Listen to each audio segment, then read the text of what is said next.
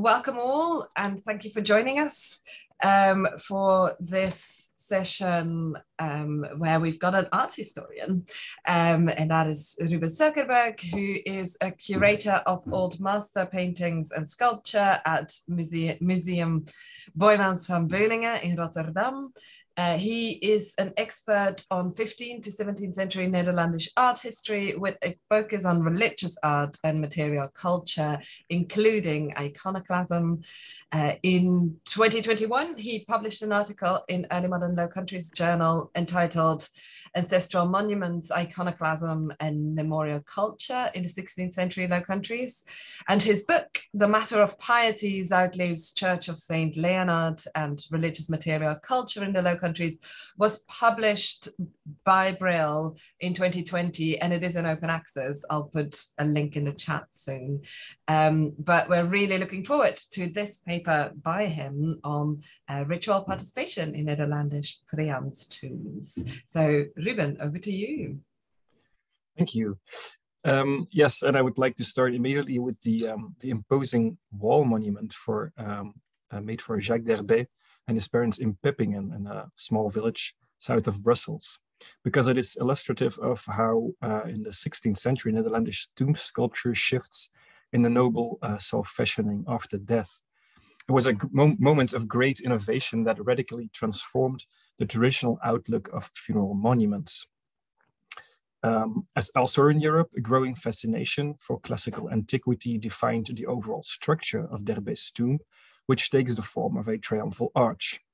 It also inspired the inclusion of new iconographical elements, such as the putti standing on the entablature, the central floating genie holding d'Herbay's heraldic hatchment, and the victories with phoenixes in the spandrels. Yet the tomb's innovation goes far beyond style and iconography. On a more fundamental level, the monument marks a thorough rethinking of existing sepulchral typologies and signals a fundamental shift away from the tomb chests or slabs that had marked the burial sites of Netherlandish noblemen for centuries. The reclining bodies of gisants that traditionally awaited the last judgment in idle sleep have now awoken at Peppingen, being lifted up into the kneeling attitudes of priants. The funeral pillows that long cushioned the effigies' heads on their stone deathbeds are here upcycled into kneelers to ease their upright, devout posture. Urban Panofsky famously described this activation of the effigy as a fundamental characteristic of the Renaissance. Within a number of new effigial formulae, the activation arguably goes the furthest in priance, depicting the deceased in the course of a precise and, most importantly, an overtly devotional act. Its earliest appearance in funeral monuments in mid-15th century France and Spain, as well as its subsequent adoption in Italian tombs, is well known. Yet its introduction and spreading in the Low Countries prior to its better-known Baroque manifestations in the region remains a blind spot in scholarship. Earlier assertions trace the priant back to only around 1610. But of course, the surviving tomb of Jacques d'Herbay in Peppingen firmly anchors the Netherlandish priant tomb in the 16th century. Now, the purpose of my paper tonight is to further our understanding of this peculiar type of monument in the 16th century Low Countries. First, I will try to present a selection of the preserved and documented examples, which will allow us first to review the dating and trace the early genealogy of the Netherlandish priant from its earliest appearance in the 1520s until the Catholic Reconquista in 1585. And second, to draw a consistent group portrait of the patrons who opted for this novel form as Habsburg elites. Secondly, I will analyze these monuments' emphatic performativity by looking beyond them as objects in order to understand their relationship with material and ritual surroundings, and by considering them as active players that involve visitors in a ritual act. Combining the observations on patronage and performativity, finally, these innovative qualities will be of the priant tomb will be put forward to account for its appeal to noble patrons in a period of confessional tensions. After all, the devotional act of kneeling would become highly controversial in Reformation Europe, and immortalizing oneself in such an attitude therefore was far from self-evident in the 16th century Low Countries. Placing the dissemination of the priant in the context of the nascent Reformation, I will use the Netherlandish material to revisit the question whether or not memorial monuments served as a vehicle for communication within the existing climate of religious strife. I will argue that the spreading of Protestant thought fostered its propagation among the highest Habsburg officials in the Low Countries, who used the communal space of local churches as arenas for interrelated social, political, and religious agendas. The kneeling effigy indeed became a confessional tool, which in particular spatial configurations can arguably be seen as early material responses to circulating Protestant critique. Much more than the reclining and easily overlooked gisant, the spatial qualities of the upright, life-size priant provided noblemen with the unprecedented possibility to set an example for the local communities they governed and to prompt the imitation of their then controversial ritual participation. So in the Low Countries, the priant appeared in the 1520s, but a full survey is hampered by losses due to iconoclasm, Tridentine refurnishings, and later alterations of church spaces. For the period under consideration, some 13 priant tombs are known, of which only 6 survive in whole or in part. The format was most likely introduced by the now lost monument for Philip of Cleves, Lord of Ravenstein, and his wife Françoise of Luxembourg, installed in the choir of the Dominican Church in Brussels between 1524 and 1527. An 18th century engraving gives an idea of that tomb's appearance, but shows it in a reduced state.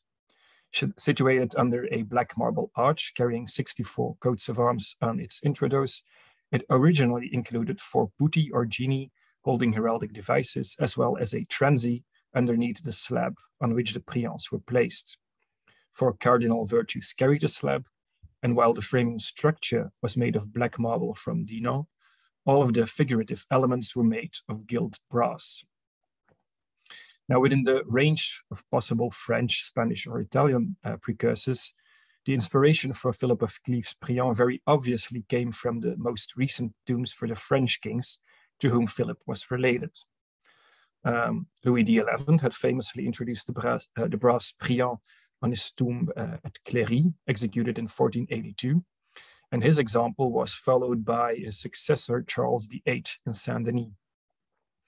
Furthermore, the iconographic novelty of combining a priant with a transi below came from the tomb for Louis XII, work for which started in 1516. It was only to be completed in 1531, but circumstantial evidence suggests that Philip was aware of the design and had his own monument executed before that date. His reason for opting for the French royal format primarily seems to have been to bolster his image, emphasize his high noble descent, and actually claim a ducal status that he did not have. Now, that this move was successful is strikingly illustrated by the now equally lost tomb for Philippe de Croÿ, first Duke of Arscott, and his wife Anna de Croÿ, which must have been an almost exact copy of the tomb in Brussels. Located at the right side of the choir of the Celestine convent in Heverlee, it consisted of 2 life-size priants of gilt brass placed under a triumphal arch holding 64 coats of arms. So exactly the same as Philip of Cleves. The fact that the epitaph on the monument referred to Philip as the Duke of Arscott is crucial, as he was the first and until 1627 the only Netherlandish nobleman to be elevated to the rank of Duke by a sovereign of the Low Countries, in this case by Charles V in 1534. The installation of the monument must therefore post-date this event, and even more significantly, in deliberately choosing Philip of Cleves' monument as a model, it clearly acknowledged the latter's ducal qualities. So Philip of Cleves' tomb set the standard for a much imitated format for monuments, mostly against the wall, in which priants were presented under a triumphal arch, often with coats of arms attached to its introdos. Most strikingly, Philip of Cleves' tomb turned the formula of French royal origin into a template that in the Low Countries was almost exclusively adopted by high Habsburg officials. Indeed, just like Philip of Cleves and Philippe de Croÿ, all of the known patrons were closely affiliated with Charles V and employed in his government. Furthermore, the fact that all these monuments were executed in the antique style, which was prompted by the dynasty in order to materially support their state ideology and orthodox self-image, can be seen as an endorsement of their visual politics and thereby as an expression of political and confessional loyalty to the House of Habsburg. And this is well illustrated by the monument in Peppingen I referred to before.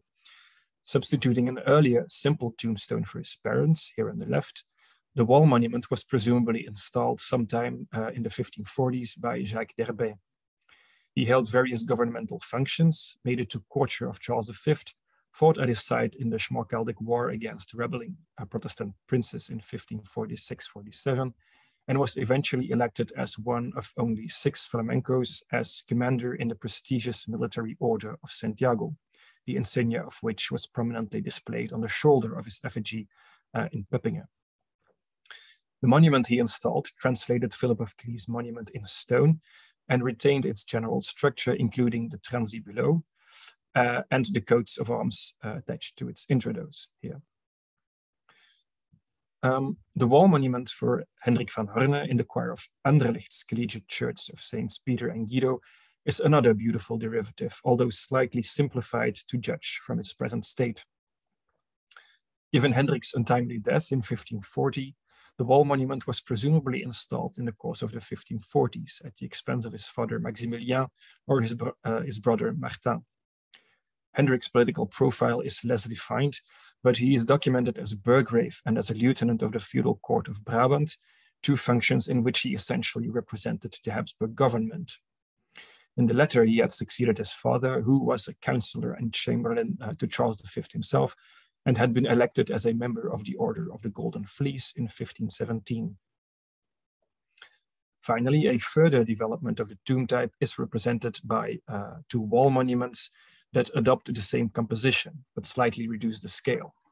In Hoogstraten, Philippe de Lalaing, Count of Hoogstraten, kneels together with his wife Anna of Rennenberg and their 13 children, while a comparable monument in Bruges commemorates Gabriel de Jauge, Lord of Mastin, and his 2 successive wives, Catherine de Lannoy and Jeanne de Montmorency. De Lalaing was another protégé of Charles V, who awarded him a prestigious membership in the Order of the Golden Fleece and appointed him as a stadtholder of Jülich and later of Gelders. De Jauge also pursued a military career in the Habsburg service.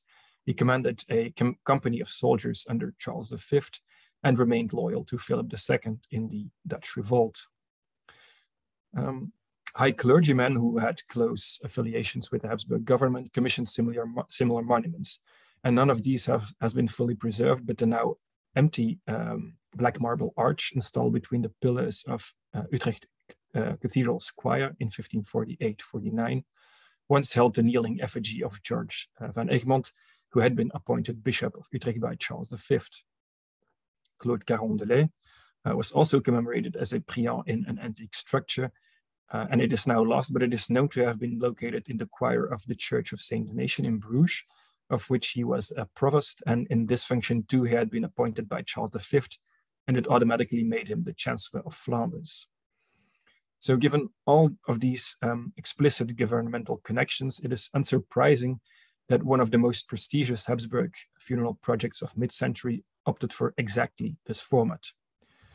Governess Margaret of Austria had of course chosen the monastery of Brou in Bourg-en-Bresse as the burial place for her body, but she had also stipulated that her heart was to be buried in Bruges and her intestines in Mechelen. The latter 2 burial sites are known to have been marked by similar monuments, and although neither has been preserved, the tomb in Bruges is well documented. It was designed by Lancelot Blondel and executed in alabaster by Michiel Scherrier in 1551-52. It showed her as a priant and accompanied by her patron saint. And I here show 2 drawings, so one preparatory drawing, a design by Blondel, and the other a later record of the monument in Mechelen. Now, in addition to these, to the formula that placed these priants under arches that I have discussed up until now, there is yet another strand of monuments that can also be traced back to Philip of Cleves' pioneering prototype in Brussels. And the most notable of these is certainly that of for the Liège Prince Bishop Cardinal Erard de la Marck in the choir of the Cathedral of Saint-Lambert, installed in March 1528, so that is immediately after the completion of Philip of Cleves' tomb. De la Marck creatively drew on this example. It similarly combined a priant figure with the virtues in a monument composed of both marble and brass. Nevertheless, it pushed the iconography of death much further, turning the reclining transi into an active figure here, summoning the priant into the tomb. Now, in its own turn, de la Marck's tomb appears to have inspired that of Eustache de Croÿ, Bishop of Arras, the tomb of which is still partly in the cathedral at Saint-Omer. It was commissioned by his mother, Lamberte de Brimeux, from Jacques du Bruck, and it was installed in the choir. Although it is only fragmentarily preserved, it originally showed the bishop as a priant, accompanied by his patron saint, Saint Eustache, in front of the bishop's own body, lying here, lying as a transi on the sarcophagus, and as well as a figuration of faith crushing heresy, which is now lost, but which I show here in the reconstruction drawing of the 19th century. So kneeling effigies were, of course, nothing new. To be clear, in the 16th century churches they were installed in for several centuries. They had featured on wall paintings, stained glass windows, and epitaphs painted as well as sculpted. And here I'm showing an epitaph in a very traditional and standard form, including a small depiction of the kneeling patron, in this case a priest, here on the right. Still, the assembled corpus of monuments is highly innovative for two principal reasons. For the first time in Netherlandish art history, they not only depicted kneeling patrons in near life size, but they also drew them out of the flat pictorial plane and turning them thus into freestanding figures. And this cutting away from the background arguably was the strongest possible way to visually suggest the actual presence of the commemorated individuals. But monumental actualization of the priant constitutes only half of the innovation, as becomes clear in a comparison with the monument for Jean de Hénin-Liétard, Count of Boussu, and his wife Anne de Bourgogne.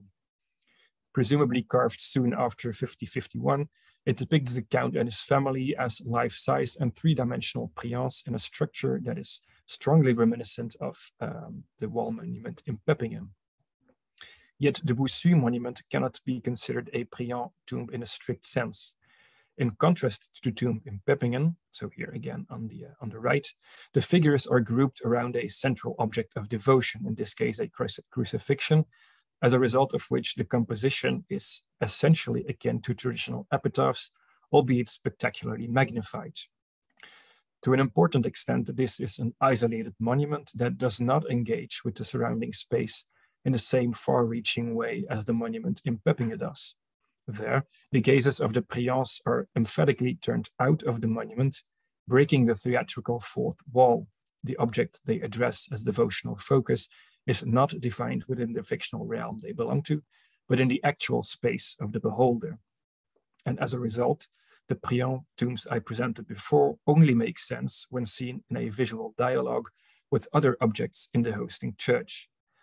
Thus, through their pointed gaze, they create a spatial tension, activate the space in which they are located, and thereby indirectly involve the viewer in their action. Now, this shift in spatial awareness caused by enlivened effigies seems unprecedented in the Low Countries, but it was certainly not limited to monumental tombs only. It also appears to have had repercussions on other, less expensive memorial formats. And this is most notably the case with smaller epitaphs or wall-mounted memorials, such as the one I show here again. And because from its earliest developments in the 14th century onwards, epitaphs had always depicted a selected object of devotion, such as Our Lady or a crucifixion, as in this case, to whom a kneeling donor was mostly presented by his or her patron saint. Now, in the course of the second half of the 16th century, epitaphs appear that conspicuously omit such visualized devotional focus while retaining the donor in a praying position. An early example is the stone memorial plaque for Jérôme Adornes, gentilhomme domestique of Charles V in Bruges. On the other hand, the new three-dimensional conception also manifested itself in tombstones. In the curious slab of Engelbrecht van der Vorst and his wife Anna van Oppem in Lonbeek, for instance, the architectural framework of traditional tombstones is retained, but it presents the deceased as kneeling priants in profile rather than as reclining gisants seen from above. Now, coincidence or not, van der Vorst too served Charles V. He pursued a glorious military career in the emperor's service, culminating in his participation in the capture of François I at Pavia. Here again, the figure's gazes emphatically look out of the stone, and although size and format would suggest the classification as a horizontal tombstone, the kneeling poses, as well as the placement of the text, so grouped here in one block above the figures rather than surrounding the monument, as is still the case in this example, it suggests that the slab initially might have been placed vertically against the wall. So this spreading of the priant clearly caused traditionally distinct genres of memorial monuments to intermingle and develop. These monuments accentuated engagement with the viewer's space beyond the confines of the tomb is crucial and raises the question of what their ostentatious outward-looking effigies are kneeling to. Now, in the traditional wall-mounted memorial, such as Jan van Eyck's famous Virgin with Canon Joris van der Pale, genuflecting patrons were depicted in a celestial setting as a direct yet spiritual spectator of a sacred event.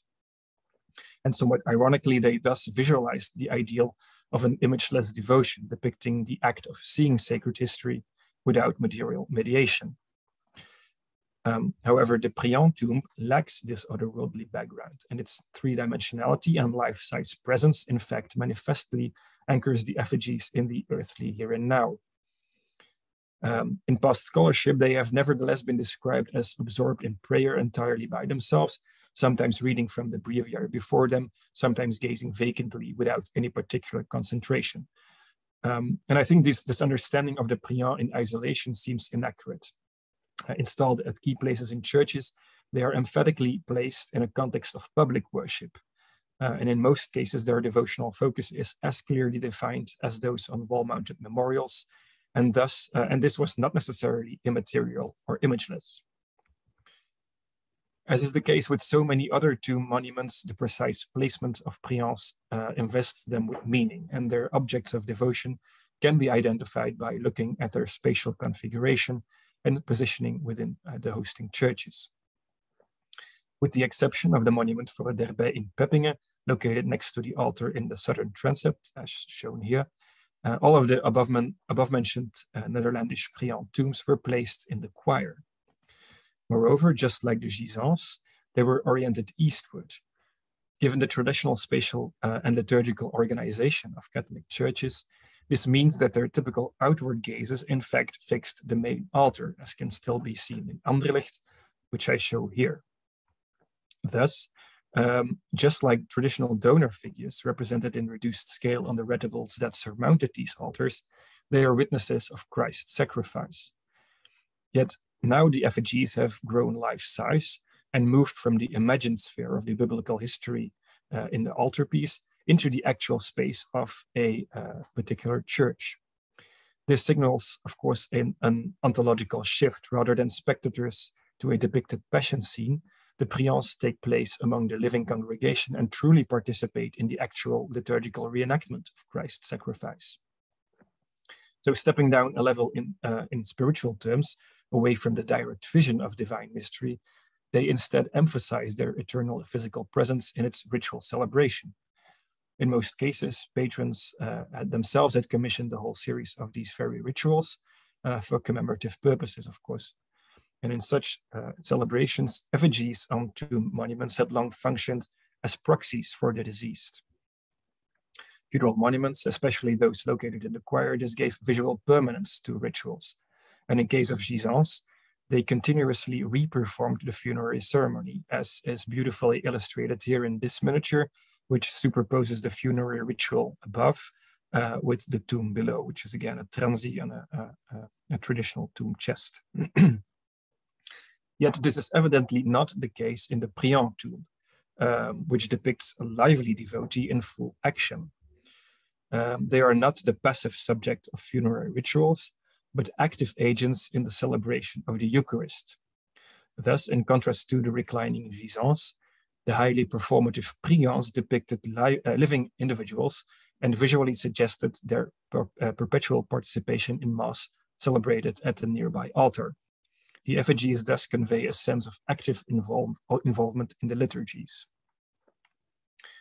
Now, this visual and ritual link with the altar and its liturgical function is, of course, essential for understanding the priant, but in some cases, the spatial configuration conveyed complementary devotional connotations.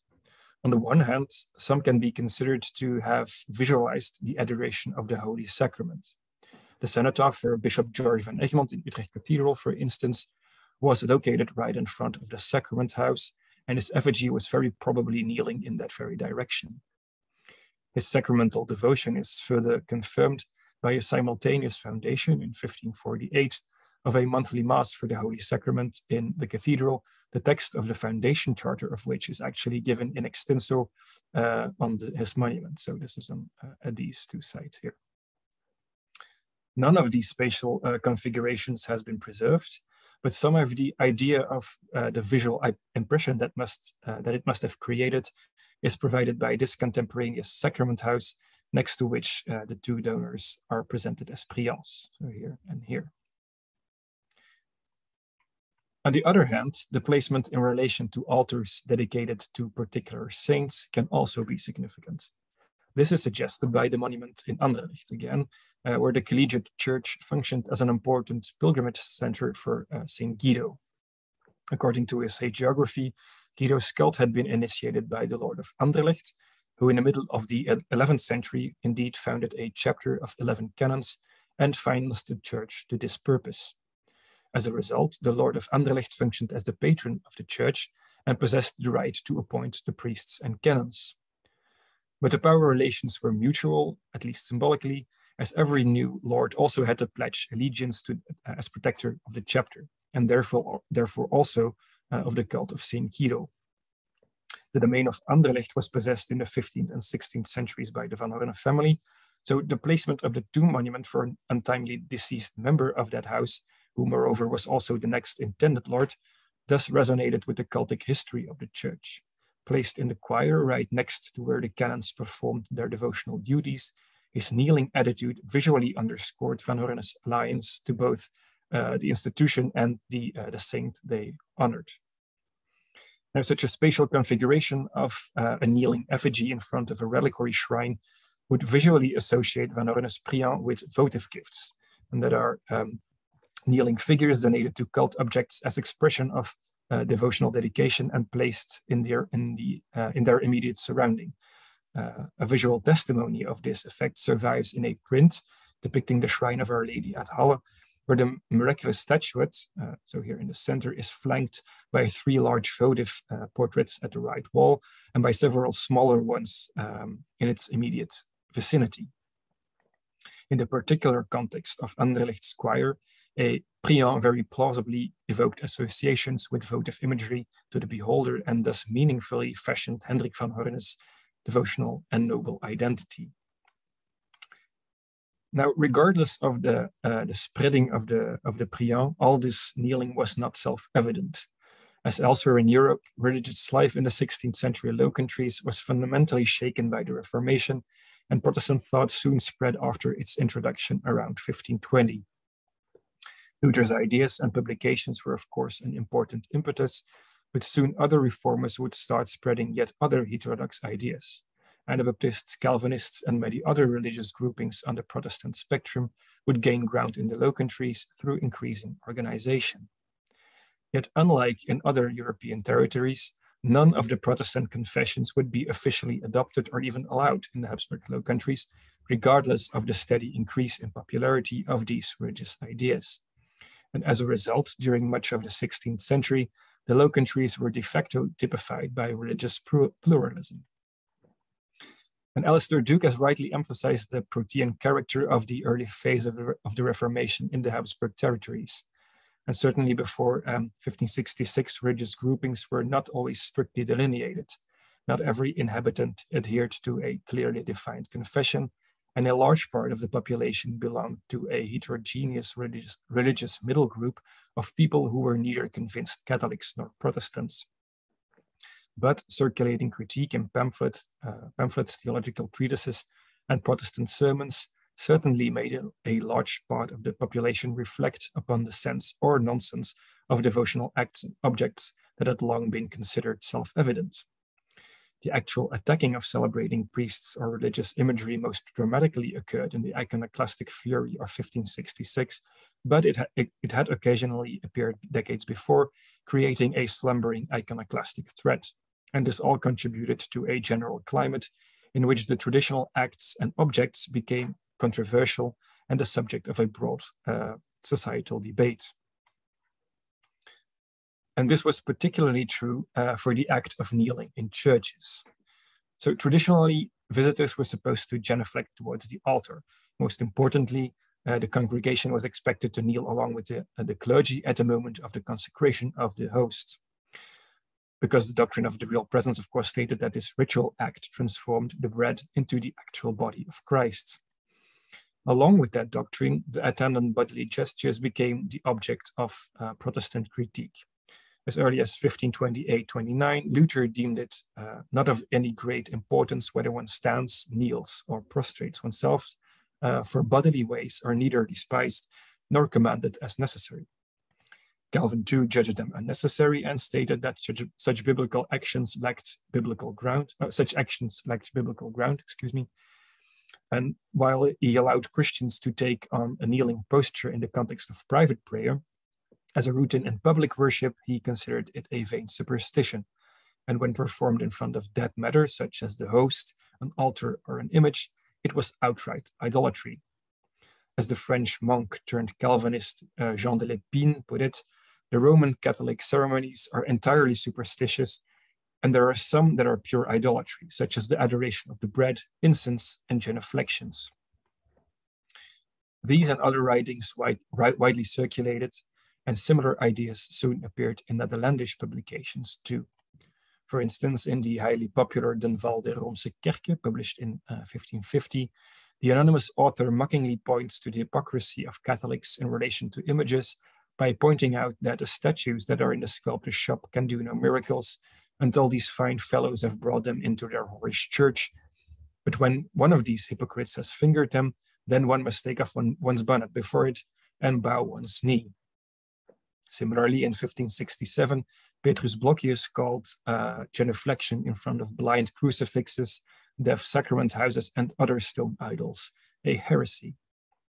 In fact, it could even be supposed that the Protestant critique dialectically responded to contemporaneous developments in patronage and artistic production, and that it was precisely the steady dissemination of the contentious priant that fueled even more slumbering anti-Catholic sentiments. Eventually, the Protestant opinions were officially sanctioned during the First National Dutch Reformed Synod at Dordrecht in 1578. At the celebration of the Last Supper, for instance, one was allowed to sit or to stand at one's convenience, but it was explicitly forbidden to kneel in order to avoid all superstition and the dangers of adoring the bread. Now, this Protestant opposition to kneeling is crucial for a proper understanding of the spreading of the priant tomb in the Low Countries, because of course it means that the dissemination of life-size three-dimensional images of kneeling devotees developed alongside the increasing contentiousness of the very act they persisted in. The corpus of kneeling effigies I described before is not visualized in a one-to-one relationship with God, nor in the private prayer during which even Calvin allowed genuflection. Installed at key places in churches, they are emphatically placed in a context of public worship, and they persist in their compliance to the traditional yet controversial obligation to genuflect towards the altar. As has been rightly been observed, by mid-century, gestures such as genuflection almost necessarily suggested themselves as signs of confessional distinction. Now, this does not automatically mean that each of the priants discussed above was primarily conceived as a confessional reply to these Protestant critiques. I think the example of Philip of Cleves is probably a little too early to be considered as such, and circumstantial evidence indeed suggests that the formal association with French royal tombs was the prime rationale behind his choice. Other early patrons might have discarded the traditional gisant in favor of the novel format because of its emphatic pious qualities. Yet, considering the tense religious context in the Low Countries, this newly introduced option very soon became less and less self-evident, and choosing it, therefore, at the same time became presumably more conscious, and increasingly so as the century progressed. This is most clearly the case in the spatial configurations wherein the priant is directed at sacrament houses. By mid-century, these Eucharistic tabernacles enjoyed renewed popularity, arguably so because they had come to embody Orthodox Catholic defiance, both for the controversial doctrine of the real presence for which they stood and for the increasing material splendor with which they were executed, two main points of Protestant critique. That many newly erected sacrament houses were indeed replies to Protestant critiques is best illustrated by the most legendary of all documented examples, installed in the Norbertine Abbey Church of Tongerlo between 1536 and 1543. Reportedly commissioned to promote the controversial cult of the Holy Sacrament, the famously monumental structure was completed with defiant verses that directly addressed the spectator and countered the two aforementioned Protestant contentions. Justifying the construction of the beautiful shrine by claiming that it encloses the creator of all beauty, it verbally urged passers-by to kneel while worshipping the divine majesty. Installing kneeling effigies in front of sacrament houses thus visually responded to such Catholic exhortations to genuflect and simultaneously defied Protestant critics like Blockius, who called kneeling before sacrament houses a form of idolatry. In the Low Countries of the mid-16th century, such memorial space configurations with passive-aggressive priants were unmistakable visual expressions of Catholic combativeness. Such confessional profiling through memorial culture is not unique, of course. The religious debates initiated by the Reformation had stimulated a reflection on commemorative objects and rituals, and had fostered a heightened awareness of memory and interest in memorial monuments. In the essentially public and communicative context of churches, the latter had always been highly self-fashioned public statements for the community, visualizing how the patron wanted to be remembered. Now, in a period of confessional strife, it is therefore unsurprising that some were conceived as ultimate expressions of religious identity as well as accomplishments. The theologian Ruben Zuckerberg, for instance, was buried in front of the famous sacrament house in Leuven's Church of St. Peter, and the text on his epitaph further spelled out that he had constantly defended the Catholic faith, harassed by the heretics. Semi-public documents such as lost wills and testaments too are known to have functioned as vehicles for religious propaganda, Protestant as well as Catholic. Maximilien Morillon, for instance, the Archdeacon and Vicar General of Cardinal Granvelle in Mechelen, demanded in his 1578 testament that his heirs would always see to the good Roman Catholic instruction of their descendants. Priant tombs were even better positioned to achieve such confessional profiling than texts about religious identity. In fact, it seems that noble patrons deliberately opted for them precisely because of their innovative spatial and ritual implications. They not only depicted the patrons participating in the very liturgical rituals they had often provided for, through their characteristic activation of space, they also drew observers into their pious act. Thus, they provided a strong visual and performative stimulus for the community to do the same. Manifestly displayed in profile on a subtle platform, the life-size genuflecting effigies presented themselves as devotional pictograms, setting an example for spectators to kneel along with them towards the altar, the sacrament house, or the shrine of a saint. Most of them were placed in the choir, which was inaccessible to the laity, but their raised position must have made them visible from the nave. Other examples, such as D'Herbe's tomb in Peppingen, were placed in the very space where the parish gathered. In a way, the priant tomb can therefore fruitfully be understood as a performative prompter, presenting their patrons as devotional paragons for the community. Now, this public aspect is inherent in the very self-image of their noble and elite patrons, who saw themselves as leaders and protectors of the local community, also when it came to its religious integrity. In that capacity, the Habsburg government also called upon them to guarantee the population's unity and Christian character. In July 1559, for instance, the Order of the Golden Fleece met in Ghent, assembling representatives of the highest nobility in Habsburg service. The combating of heresy was one of the chief items on the agenda, and Philip II urged the knights to see the preservation of Catholicism in their territories by adding 5 new articles to the order's statutes. Significantly, in one of these, the king asked them to do this by setting the good example at Mass, by hearing it devoutly, so that thereby everyone can clearly observe the good and sincere zeal they show for God our Creator and His Holy Church, and that by exterior acts, their interior affection can clearly be recognized. And this evidently included the now controversial act of kneeling. Now, with this in mind, it is almost impossible not to see the roughly contemporaneous wall monument for Philippe de Lalaing, a deceased member, as a visual manifestation of both his Catholic orthodoxy and his loyalty to the Habsburg government.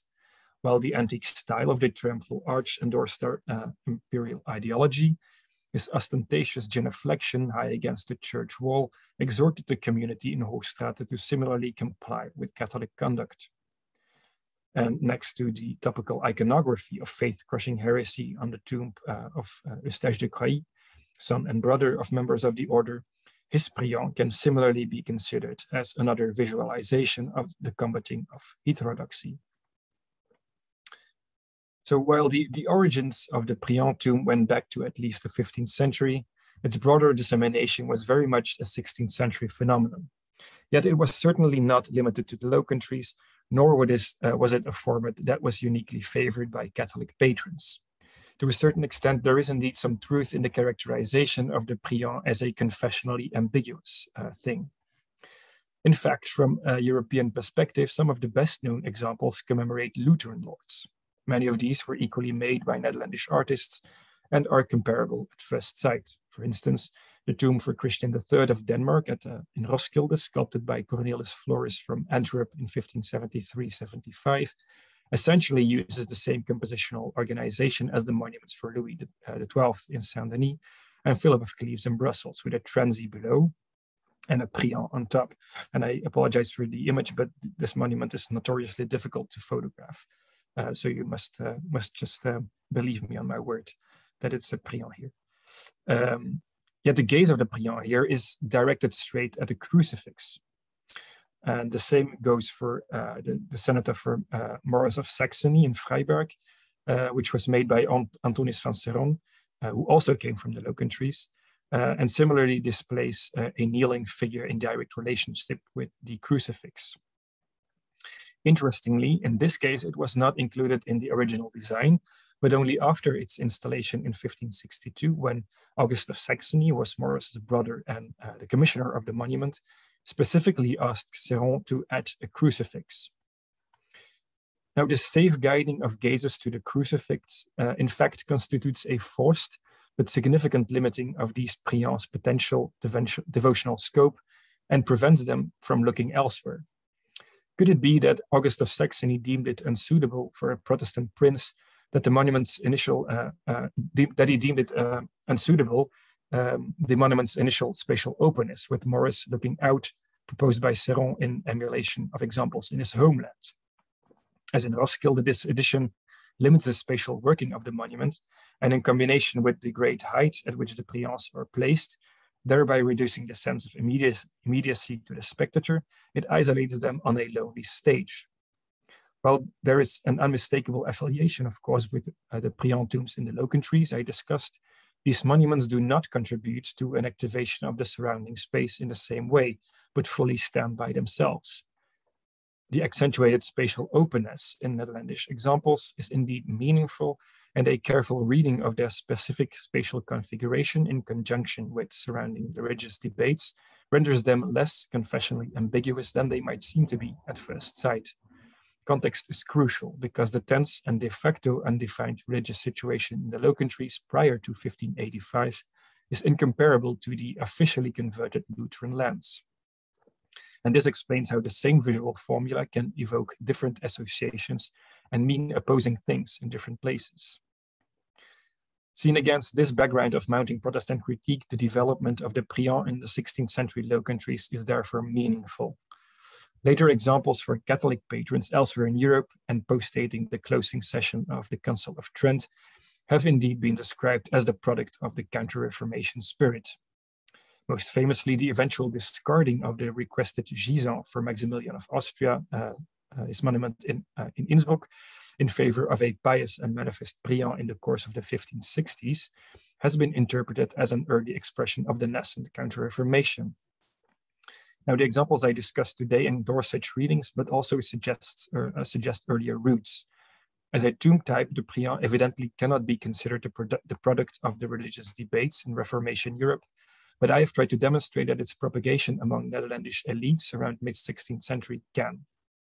Its emphatic performativity provided patrons with a confessional tool that enabled them to visualize themselves in a Catholic act that had become controversial, and in certain spatial configurations, they actively engaged in ritual and space and thereby functioned as unmistakable material responses to the smoldering Reformation. Thank you.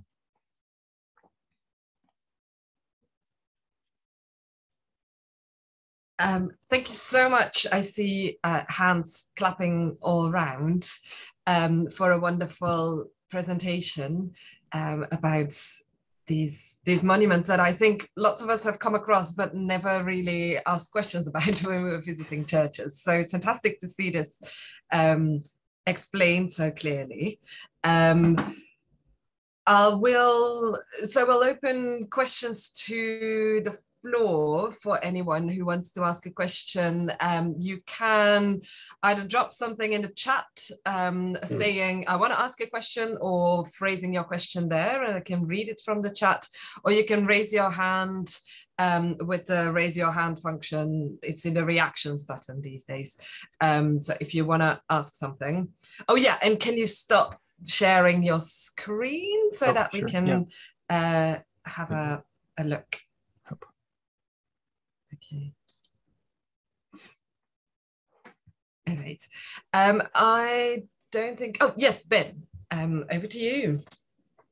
All right. Thanks, Lisa. Ruben, that was fascinating. I mean, that was really both deep and something that offered a perspective, an interpretation that was easy to follow and powerfully convincing.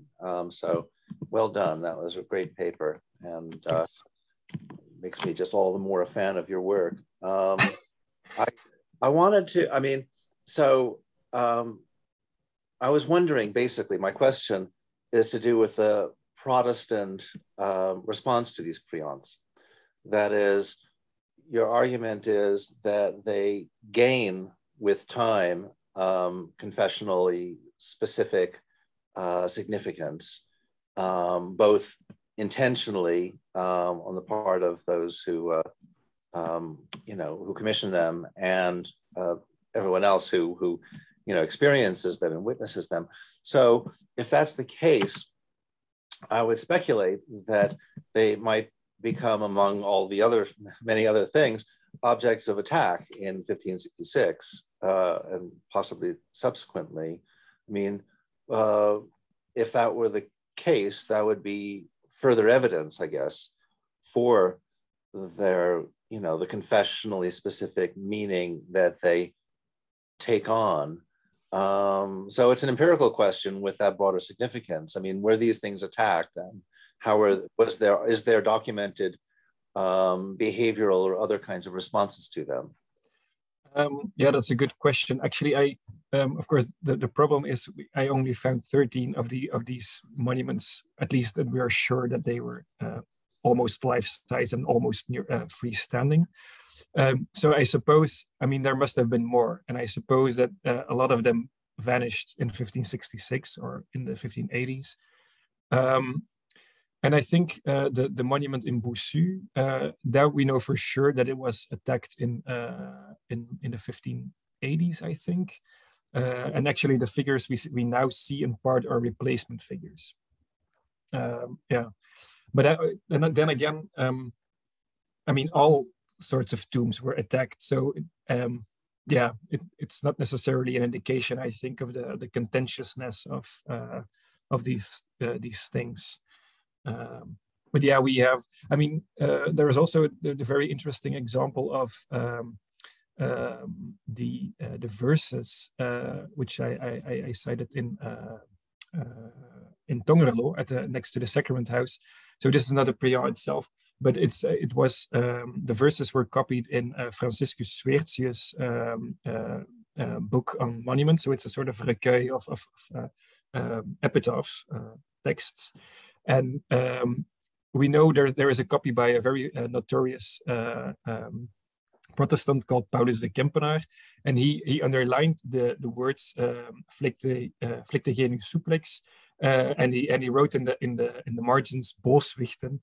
So it's still, and this is, I think, 1617. So it then still being considered as highly offensive. Yeah. I don't know if that's that's the best answer you can give in it. I mean, there is the question of like actual destruction or like attack, because you've got, that's what you do with saint statues to prove, look, they don't hold the power that you think they hold.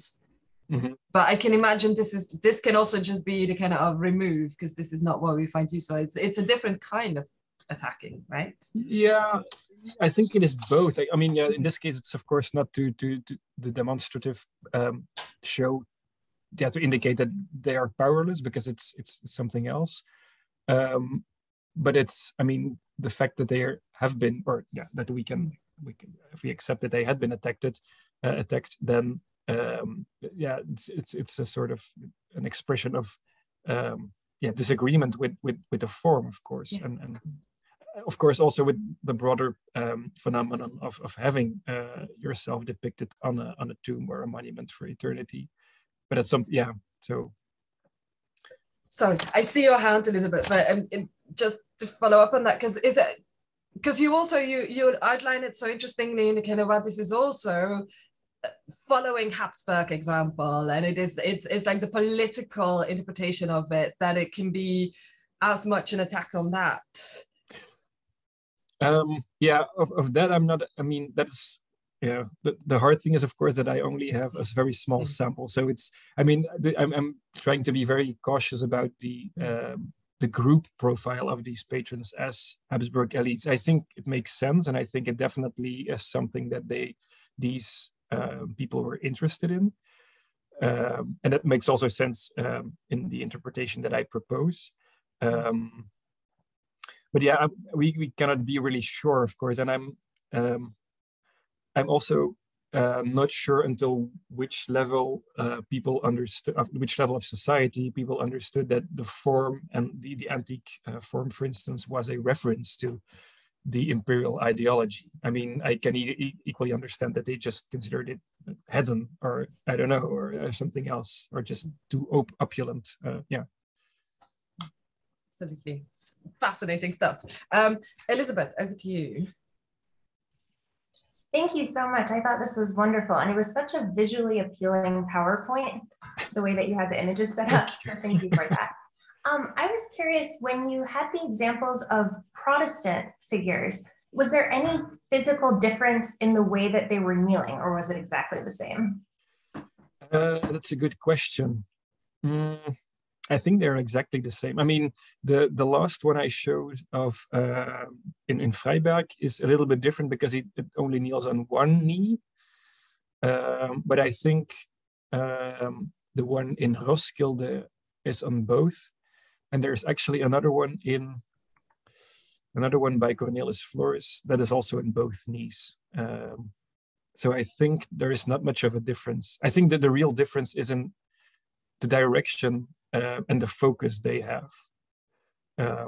Yeah. Thank you. I was very curious. I see no hands for now, so I'm just gonna get my curiosity out of it.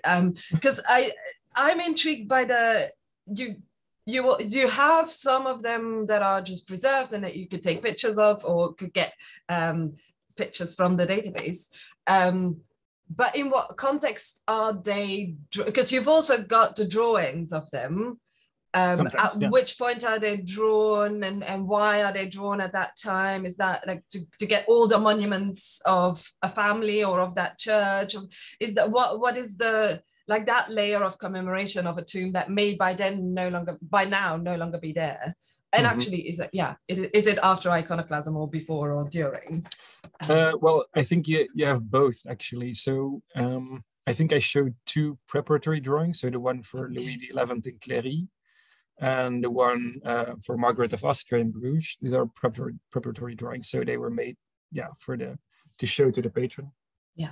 And then you also have, of course, a couple of drawings which were made, as records of monuments. And I think I have argued elsewhere that the 16th century, and especially like the whole iconoclastic thread, urged people to record, to copy. Mostly the inscriptions, but sometimes also by drawing the monuments. And I think that that's a reply or sort of a precaution almost to what is going to happen and what will be happening and what is going on. Because as I said, I mean, a lot of monuments were destroyed. But they made, of course, a lot of sense to the families they belonged to, and they contained invaluable information. So they had to be copied. But unfortunately, not all of these epitaphs contain drawings. And I'm not exact because I showed another, other drawings. I think the one in Peppingen, where you can see the insignia on his shoulder, and the one in also the one for Margaret of Austria in Mechelen. I think these are a lot later, actually, so not immediately around 1566, but I think perhaps even 18th century. And then, I think these are more to be interpreted as sort of antiquarian interest, I would say. So you have, all sorts of reasons, of course, to draw these things. Yeah. Anne, you've got your hand up. Yeah. Thank you. That was such a fantastic paper. I wanted to ask you about the international nature of this imagery. I mean, I totally take your point that this didn't start with the sort of Counter-Reformation Habsburg movement. And I mean, interestingly, I mean, if I had seen those figures, I would have thought immediately of Protestant graves in England, where from the same period and somewhat afterwards, you find many such kneeling figures. And so what I was wondering about was whether you thought that there was any kind of international influence or knowledge of the confessional resonances of that type of image, considering that the opposite seemed, I mean, the kinds of people that are, I think, maybe I'm wrong, and actually Lisbeth may know the answer to this. I think that the kind of people who are so represented in England are probably Church of England rather than Catholic. Okay. I must say, I mean, I'm aware of a lot of these monuments in England, but I must say I didn't study it thoroughly enough to like have an idea of which kind of people commission these. But of course, once churches have been stripped of their potentially dangerous or idolatrous furnishings, then you can, I mean, it's no problem to put, or it's less of a problem to install such a kneeling figure.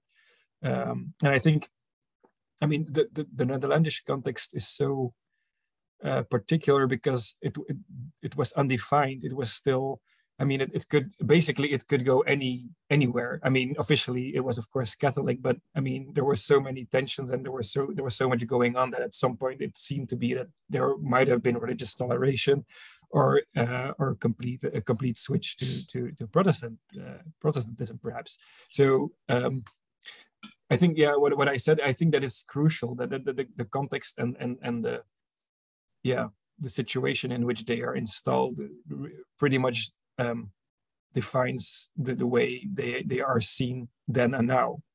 Thank you. But perhaps I should look more in these English examples to see if that helps.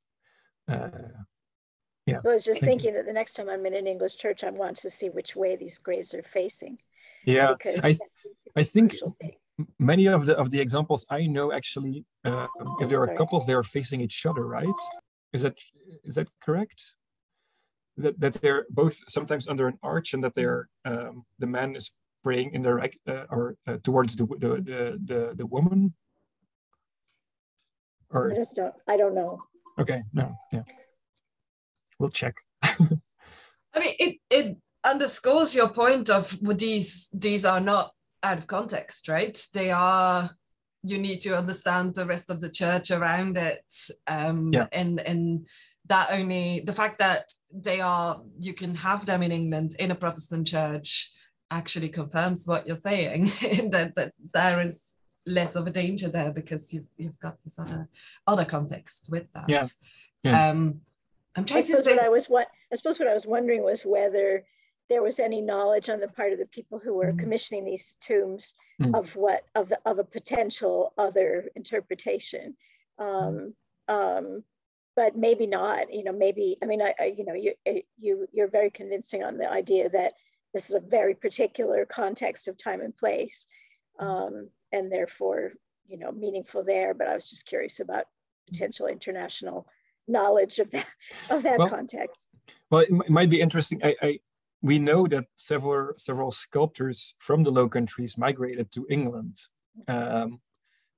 also in part for religious reasons. I mean, they had to flee, and they went to England and they pursued a career there. So of course, I mean, knowledge, the artistic knowledge was, of course, I mean, that traveled over the borders, of course. But for the patrons, I don't really know.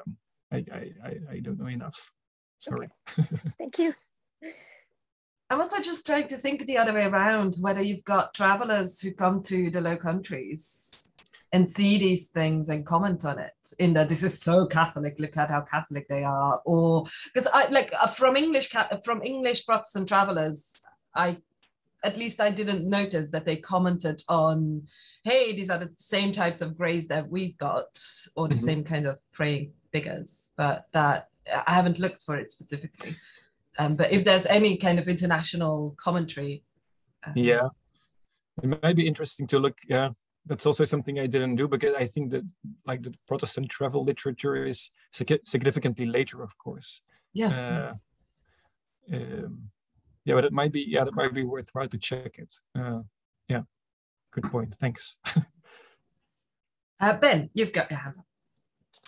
Yes, there was just one point, Ruben, that I felt a little less certain about your argument. You, if I caught you correctly, were saying, or at least speculating, that it was possible that, you were remarking on the simultaneous spread of this form of tomb and Protestant opposition to kneeling. And if I caught you, you were saying that it's possible that the priants themselves help explain, or that they further stimulated Protestant opposition to kneeling. That seemed a bit speculative to me. Yeah, no, it is. I mean, I just threw it out as a hypothesis. I mean, I don't know, and I can't prove it, but I could imagine it. I mean, why not? I suppose, but I mean, there's so much actual kneeling taking place that it's possible, but I think it seems unnecessary. No, it's true. Yeah, it's no, it's true. But it's completely speculative. So I mean, the broader point I think is well taken, that there's this, it's a dynamic of polarization, a dynamic of identity formation and distinction that, that is dialectic, and each is, as the work of people in this group has contributed to showing us, it does happen on both sides. It does happen as Catholic identity being formed as Protestant, as something you can call Catholic as distinct from Protestant identity.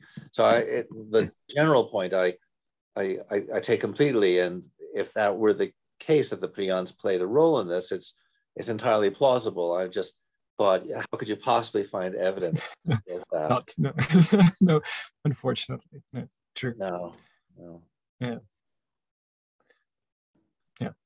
Sorry.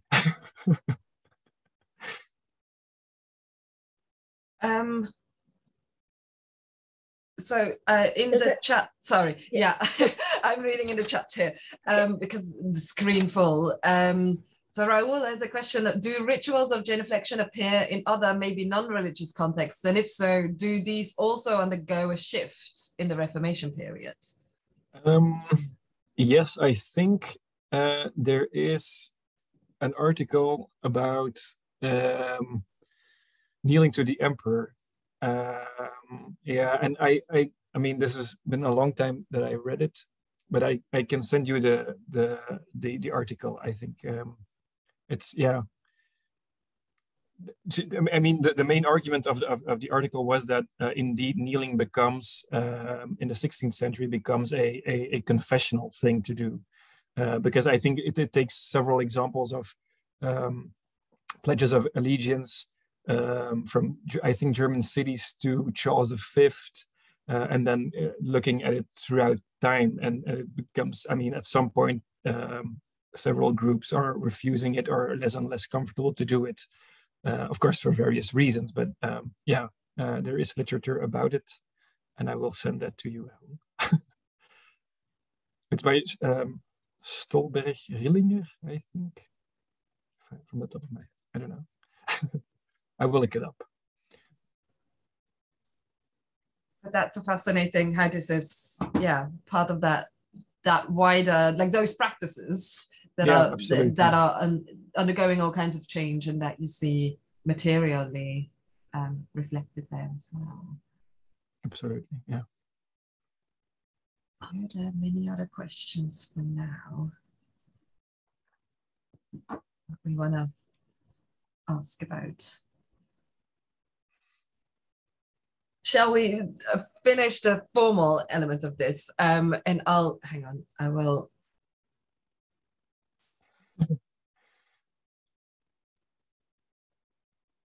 You are still on mute, yeah. Yeah, can you hear me? I'm afraid I'm not sharing my picture because I have a cat that walks across the screen. But I wanted to know, with the literary aspect, in England you have the printed funeral sermon. And so I was wondering if you have that same sort of thing in the Low Countries. In England, they were specifically Protestant. English printed funeral sermon in a way to replace the visual priantums, and so wondering if you have a similar thing with what you're looking at. I don't think so, actually. I think that the printed funeral sermon in the Low Countries only appears in the 17th century, and I think you're right in saying that it's also exclusively Protestant. I mean, I'm not sure. I'm not haven't looked much into this, but although there are a couple of early instances, but I think these are more just for like princes or the emperor. And I think Ferdinand perhaps had one in 1516 in Brussels, and perhaps the oration for Charles V was also published. But I think, I mean, like a broader or more orations for lower strata, I don't think they occur in the Low Countries in the 16th century already. I think, but again, I haven't looked too much in that material, so don't take me on my word for that.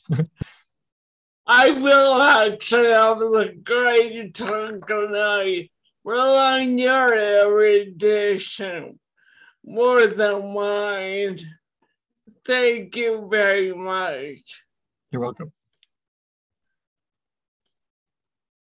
And also extending my thanks, and I think from everyone, for like a really interesting paper and interesting responses to interesting questions.